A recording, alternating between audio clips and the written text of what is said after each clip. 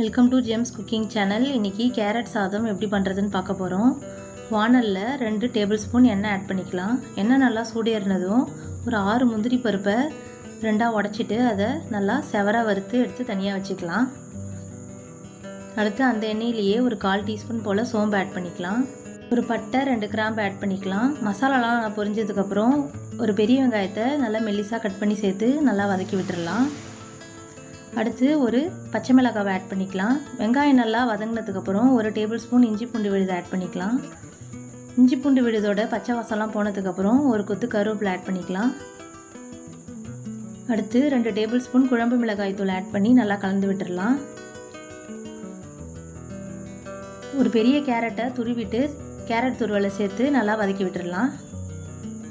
Carrot நல்லா வதங்கினதுக்கப்புறம் பாதி குடமிளகாவை பாக்ஸாக கட் பண்ணி சேர்த்து நல்லா வதக்கி விட்டுடலாம். இப்போ எல்லாத்தையும் நல்லா மிக்ஸ் பண்ணி விட்டுட்டு தேவையான அளவு உப்பு சேர்த்துக்கலாம். இதை ஒரு 5 நிமிஷம் போல் மூடி போட்டு நல்லா வேக வச்சு எடுத்துட்டோன்னா மசாலா ரெடி ஆகிடும். கடைசியில் பொடியாக நறுக்குன்னு கொத்தமல்லி இலையை தூவி இறக்கிடலாம். இப்போ வடித்த சாதத்தை இதில் ஆட் பண்ணிவிட்டு நல்லா மிக்ஸ் பண்ணி விட்டுடலாம். நம்ம பொரிச்சு வச்சுருந்த முந்திரி பருப்பை ஆட் பண்ணிவிட்டு நல்லா கலந்து விட்டுடலாம். இப்போ கேரட் சாதம் ரெடி ஆகிடுச்சு.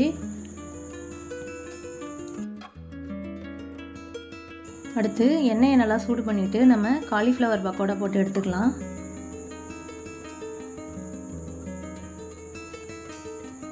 காலிஃப்ளவர் பக்கோடாவை நல்லா வேக வச்சு பொரித்து எடுத்துட்டு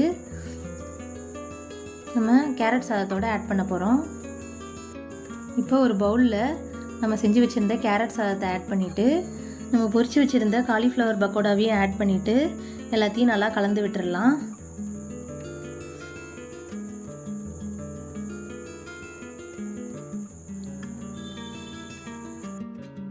சுவையான கேரட் சாதம் ரெடி.